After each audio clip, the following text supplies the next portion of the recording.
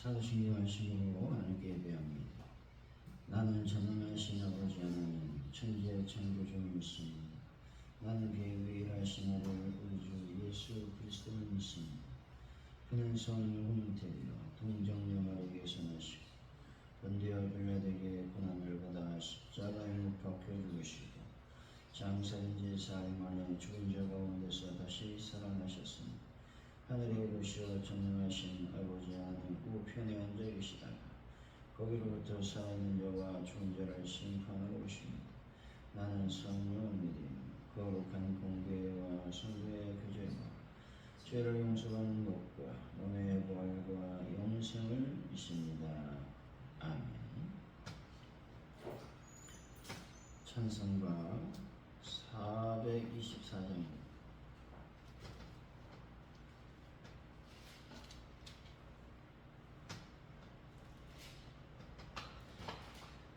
424장 찬양합니다.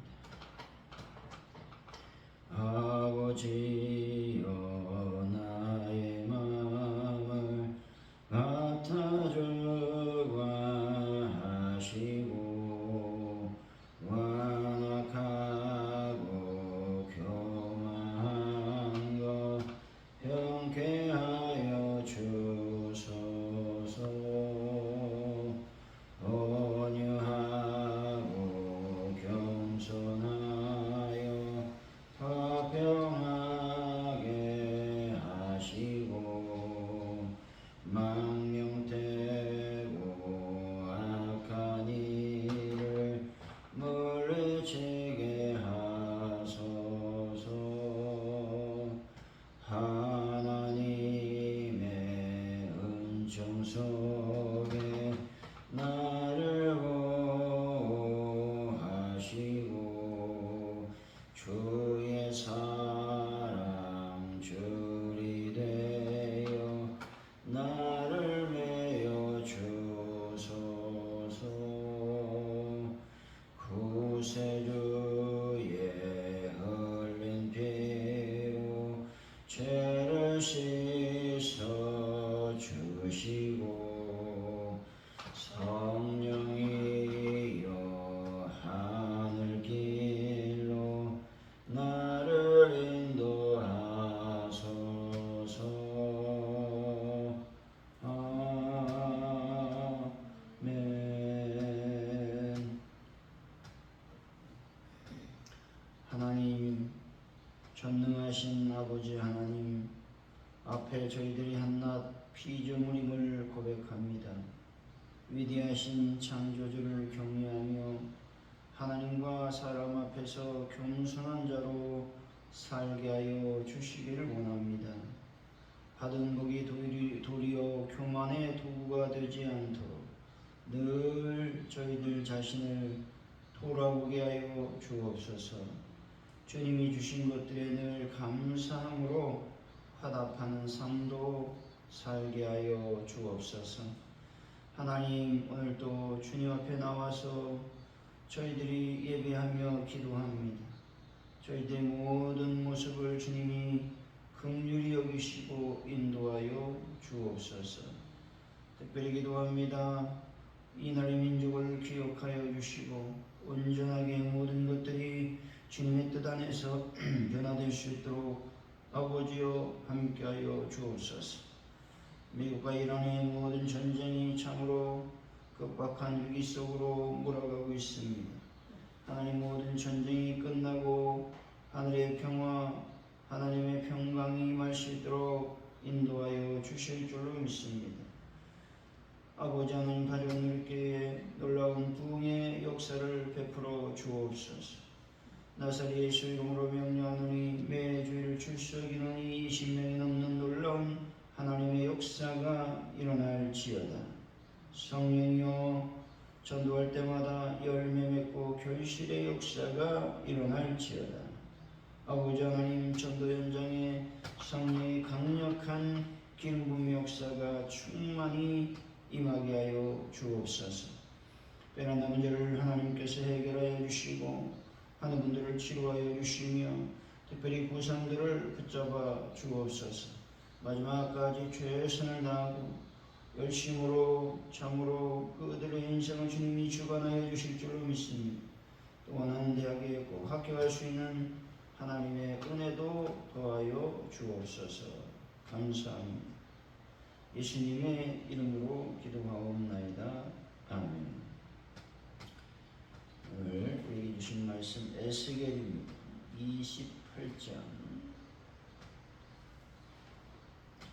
에스겔에서 28장 1절에서 19절까지 말씀입니다.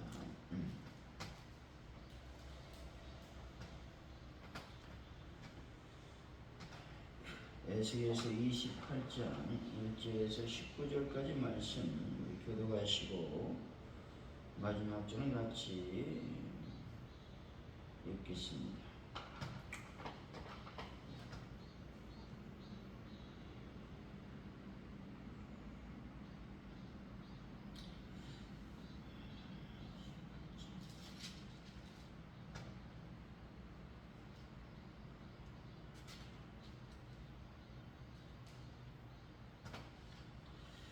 또 여호와의 말씀이 내게 임하여 이르시되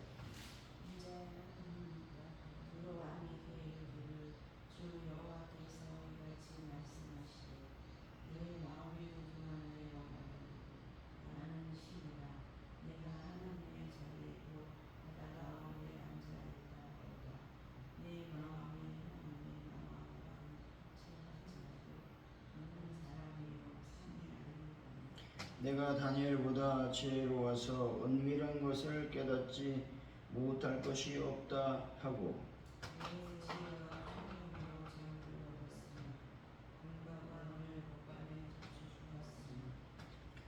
내 큰 지혜와 내 무역으로 재물을 더하고 그 재물로 말미암아 내 마음이 교만하였도다.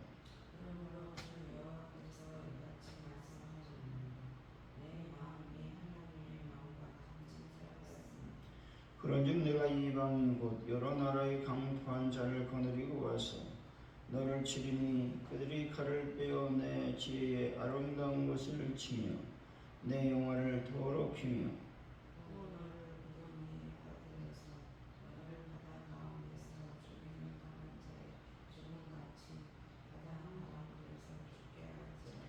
내가 너를 죽이는 자 앞에서도 내가 하나님이라고 말하겠느냐. 너를 치는 자들 앞에서 사람일 뿐이요 신이 아니라.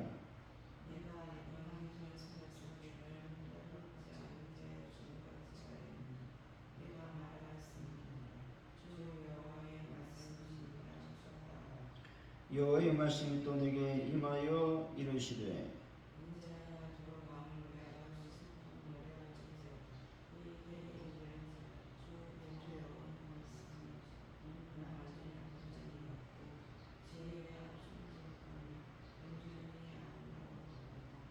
내가 옛적에 하나님의 동산 에덴에 있어서 각종 보석 곧 홍보석과 황보석과 금강석과 황옥과 홍마노와 창옥과 총보석과 남보석과 홍옥과 황금으로 단장하였으며 내가 지음받던 날에 너를 위하여 소고와 비파가 준비되었도다.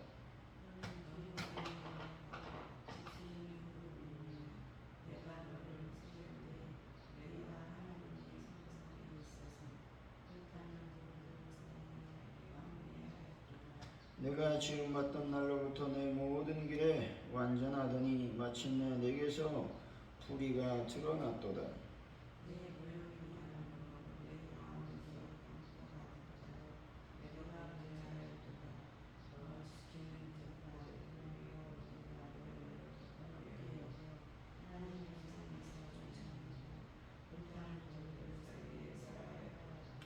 내가 아름다움으로 마음이 교만하였으며 내가 영화로움으로 내 지혜를 더럽혔으며 내가 너를 땅에 던져 왕들 앞에 두고 그들의 구경거리가 되게 하였도다.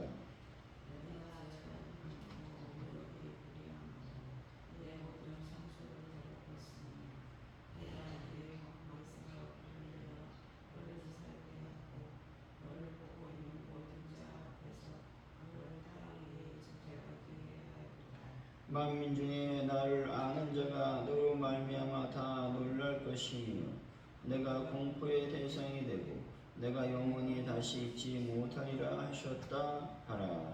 아멘.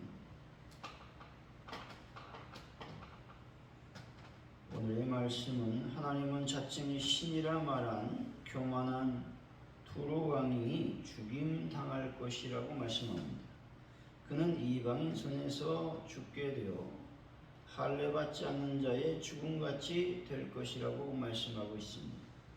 하나님은 에스겔에게 두로 왕을 위한 애가를 지으라고 말씀하고 있습니다.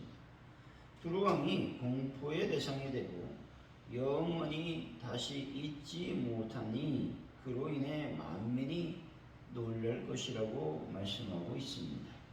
우리 1절에서 2절이죠. 시작.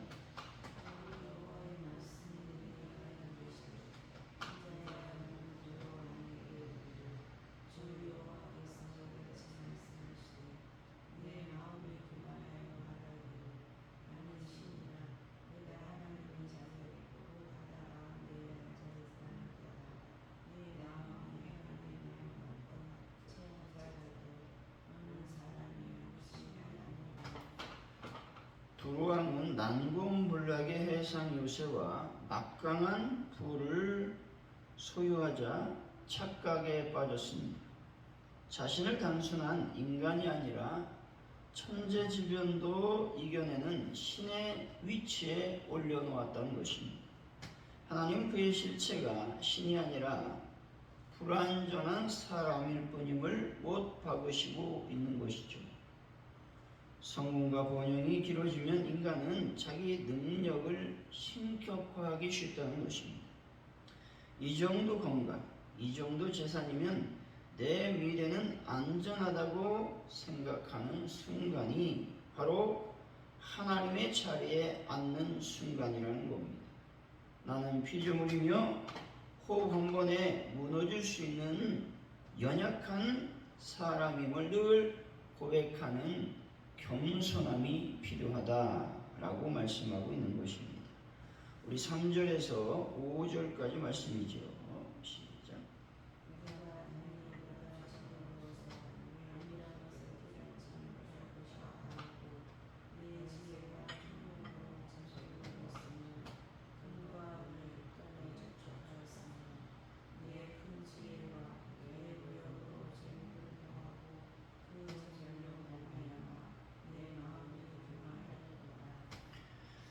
당대 지혜의 상징이었던 다니엘을 언급하며 두로 왕의 세상적 탁월함을 인정해 주고 있습니다. 그는 뛰어난 지리학과 무역 수단으로 엄청난 국부를 축적했다는 것이죠.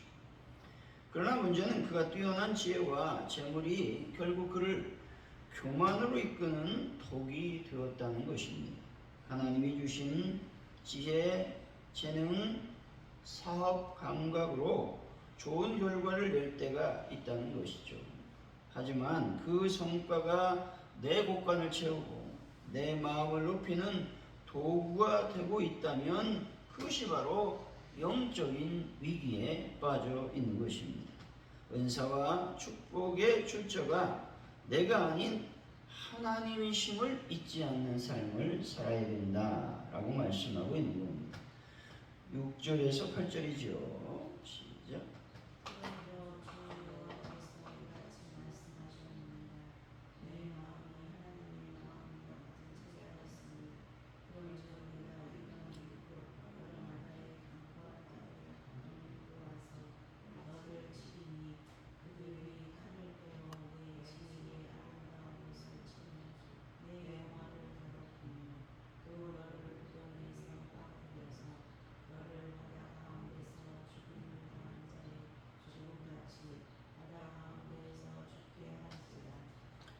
하나님과 비기로 했던 두로 왕에게 잔인한 이방인인 바벨론을 통한 심판이 선언되고 있습니다. 그가 자랑하던 지혜의 아름다운 것과 영화는 이방인의 칼날 아래 짓밟히고 스스로 신이라 부르던 자는 결국 바다 구덩이에 빠져 비참한 시신으로 버려지게 된다는 것을 말씀합니다. 하나님 없이 쌓아 올린 인간의 아름다움과 명예는 한순간에 더럽혀지고 무너진다는 것입니다. 세상의 박수와 화려함에 취해 살기보다 하나님 앞에서 내 영혼이 정결하고 안전한지를 점검하는 것이 진짜 지혜라는 것입니다. 9절에서 10절이죠. 시작. 네가 너를 죽이는 자 앞에서도 내가 하나님이라고 말하느니라. 너를 치는 자들 앞에서 사람의 이름이 신이 아니니라. 내가 여호와의 손에서 죽기를 허락하지 않은 자의 죽음을 받지 않으니 내가 말하였으니 주 여호와의 말씀하시니라. 칼을 든 침략자 앞에서도 과연 나는 신이라고 외칠 수 있겠느냐는 하나님의 엄중한 반문의 말씀입니다. 숨이 끊어지는 고통 앞에서는 그저 연약한 인간일 뿐이라는 것입니다. 또한 할례받지 않은 자의 죽음이란 하나님께 버림받은 이방인들이 당하는 가장 수치스럽고 비참한 종말을 의미하는 것입니다.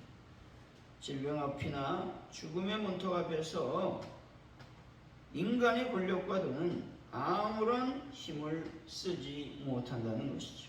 우리는 죽음 앞에서 아무것도 아님을 깨닫는 종말론적인 유한성을 기억해야 한다는 겁니다. 힘이 있을 때가 아니라 무력해질 때 비로소 내가 신이 아님을 깨닫는 어리석음을 범하지 말아야 된다 말씀하고 있습니다. 11절에서 13절이죠. 시작. 여호와의 말씀이 또 내게 임하여 이르시되 인자야 여호와를 위하여 슬픔을 들으라. 그에게 이르기를 주 여호와의 말씀에 너는 완전한 도전이 있고 지혜가 충족하며 온전히 아름다우도다. 내가 옛적에 하나님의 동산 에덴에 있어서 각종 보석, 황금보석과 금강석과 황옥과 황금화, 황옥과 청보석과 남보석과 홍과 황금으로 단장하였으니 네가 지음을 하던 그를 위하여 수고와 준비하였도다.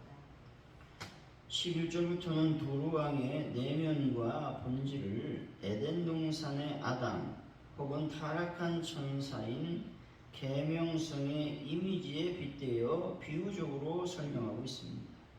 그는 완벽한 인장, 즉 도장처럼 흠이 없었고 온갖 보석으로 치장된 에덴의 주인공 같았다는 것이죠. 그가 태어날 때 그를 축하하는 악기 연주가 울려 퍼질 만큼 최고의 특권과 축복을 받은 존재였습니다. 우리도 한때 주님의 은혜로 구원받고 성령의 귀한 은사들로 탄장한 아름다운 존재들이었습니다. 그러나 나를 빛나게 해준 하나님의 은혜는 잊어버리고 내 몸에 걸쳐진 보석, 다시 말해서 조건이나 또 배경 자체만을 바라보며 우쭐대고 있지는 않은지를 늘 돌아보는 삶을 살아야 된다는 것입니다. 14절에서 15절이죠. 시작.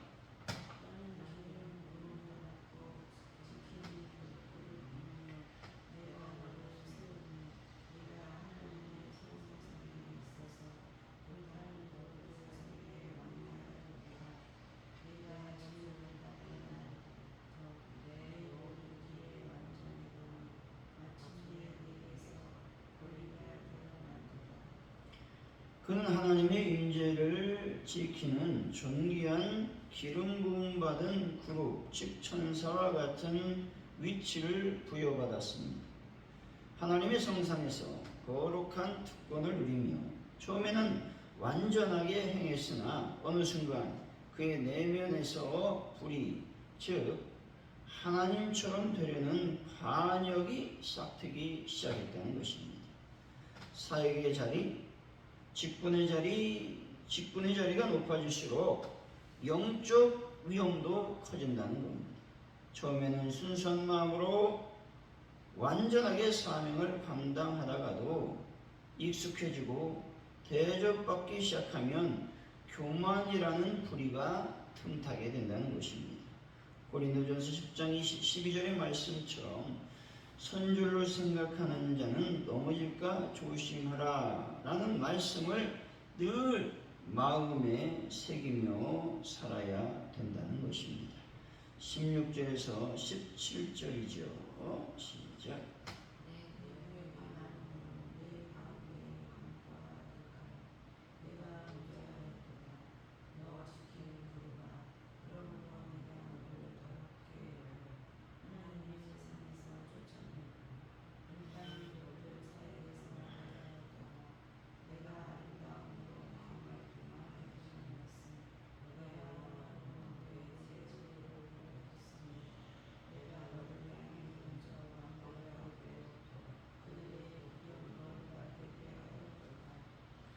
두로왕의 구체적인 죄목이 드러나고 있습니다.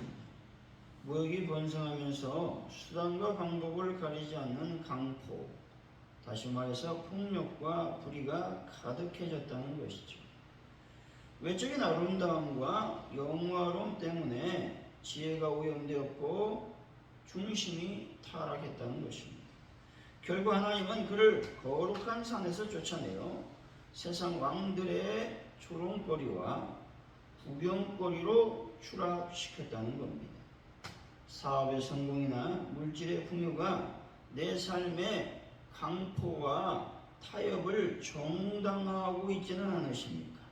돈만 있으면 돈만 벌면 되지, 교회 봉사만 잘하면 되지 하며 삶의 현장에서 불의를 행한다면 하나님은 그 성공을 더럽게 여겨서 쏟아 버리실 것입니다.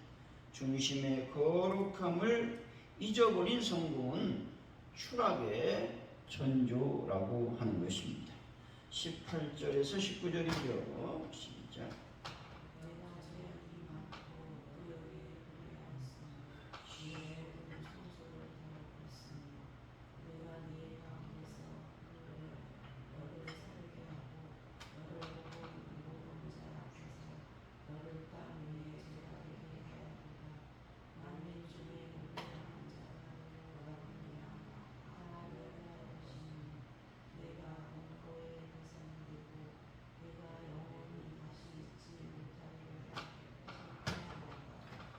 무역을 통한 구주적 불의와 죄악은 결국 자기 자신을 거룩하게 지켜야 할 성소, 즉 영혼과 삶의 자리마저 더럽히는 결과를 낳았다는 것입니다. 하나님의 외적인 군사력이 아니라 두로왕 자신의 내부에서 나오는 불로 그를 심판하신다는 겁니다. 그의 교만과 죄악 자체가 스스로를 태우는 불씨가 되어 흔적도 없이 죄로 변하게 하신 것입니다. 죄는 밖에서 오는 적보다 내 안에서 자라나는 탐욕과 교만이 더 무섭다는 것이죠. 내 안에 죄악을 방치하면 결국 그 죄가 불이 되어 내 인생과 가정, 일터를 살게 된다는 것입니다. 날마다 말씀의 거울 앞에 나를 비추어 내 안에 더러운 죄의 불씨들을 기도로 끄고 성령의 불로 새롭게 채워가야 한다는 것입니다. 사랑하는 성도 여러분, 자신의 위치를 망각하고 하나님처럼 되려 하면 심판받아 세상의 구경거리가 되고 한 줌의 죄로 사라진다는 진리를 기억하시고 항상 겸손한 삶을 살아가는 분들이 되시기를 예수 이름으로 간절히 축원드립니다. 기도합니다. 하나님, 우리는 언제 어느 때 무너질 수 있는 연약한 존재임을 기억할 수 있도록 도와주옵소서. 그래서 항상 겸손한 삶을 살아가는 저희들의 삶이 되게 하여 주옵소서. 세상의 화려한 박수갈채를 가책 때문에 여러 가지 환락과 쾌락에 빠져 살기보다 정결하고 순결한 하나님 앞에 온전한 삶을 살아가는 신앙인의 삶이 되게 하여 주시기를 원합니다. 하나님 우리 삶에 늘 겸손히 하나님을 거룩하게 여기는 그런 삶을 살 수 있도록 인도하여 주실 줄로 믿습니다. 성공이 나를 죄악의 구덩텅이로 몰아넣지 못하도록 하나님만이 나의 주인임을, 하나님만이 나의 은혜임을 고백하는 그런 삶을 살 수 있도록 도와주옵소서. 감사합니다. 예수님의 이름으로 기도하오며 주기도문으로 예배를 마칩니다. 하늘에 계신 우리 아버지, 아버지 이름을 거룩하게 하시며 아버지 나라가 오게 하시며 아버지의 뜻이 하늘에서와 같이 땅에서도 이루어지게 하소서. 오늘 우리에게 일용할 양식을 주시고 우리가 우리에게 잘못한 사람을 용서해 준 것 같이 우리 죄를 용서해 주시고 우리를 시험에 빠지지 않게 하시고 악에서 구하소서. 나라와 권능과 영광이 영원히 아버지의 것입니다. 아멘.